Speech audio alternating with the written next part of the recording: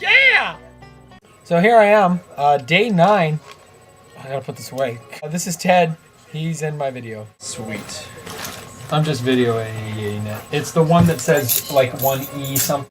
I want to take a second to talk about genocide. My roommate Tory was in sociology class, and he got this list of the worst genocides of the 20th century.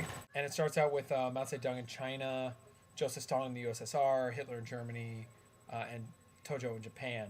Starting from the genocides that are like the worst in terms of number of people killed, down to the least. There's a lot of ones that like I never heard of, and I knew about like Darfur and other ones in the Middle East. But there are all these ones like Yugoslavia, Angola, Ethiopia, Zaire, Sierra Leone. Oh, thanks. Taiwan, Spain in the Civil War. So it was interesting to read about. But then on the list is it goes name a person who perpetrated the genocide, the place, the years, and then the number of people. Right after Jean Bedel Bokassa in Central Africa in the 60s and 70s, it says Richard Nixon, Vietnam, 69 to 74, 70,000 Vietnamese civilians. And then a little bit down from there is Lyndon Johnson, Vietnam, 63 to 68, 30,000.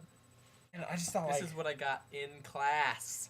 That's just kind of, I mean, if you think about it, yeah, you could justify that, but I just don't know if they really belong on a list of things that are like, definitely this guy was out to kill people of a specific race, of a specific orientation, because of the way that they were. And I don't think, regardless of whether or not you think that Johnson or Nixon are innocent or guilty of crimes against humanity, I think it's taken a really big step to say that they committed genocide and then to put them on this list. That's really heavy stuff. You can make a case for it, but man, that's really rough. You have to assume a lot of really awful things about these men that I just don't think history really supports. Actually, in the Ambrose book, I keep going back to that in all these blogs, the Ambrose book, To America, that I read a little while ago, he talks a lot about Richard Nixon. He wrote a huge 3-volume biography on him. And Ambrose's diagnosis was, you know what, Nixon wasn't a bad president. He said about Lyndon Johnson was probably the best and the worst president. You know, he was the best in areas of like social reform and civil rights, and he really kind of stumbled in Vietnam. But I don't. Oh, it's really difficult to say that he was intent on perpetrating a genocide. Think about that. This is something to be talking about, especially, genocide isn't dead. It's not something that happened 60 years ago.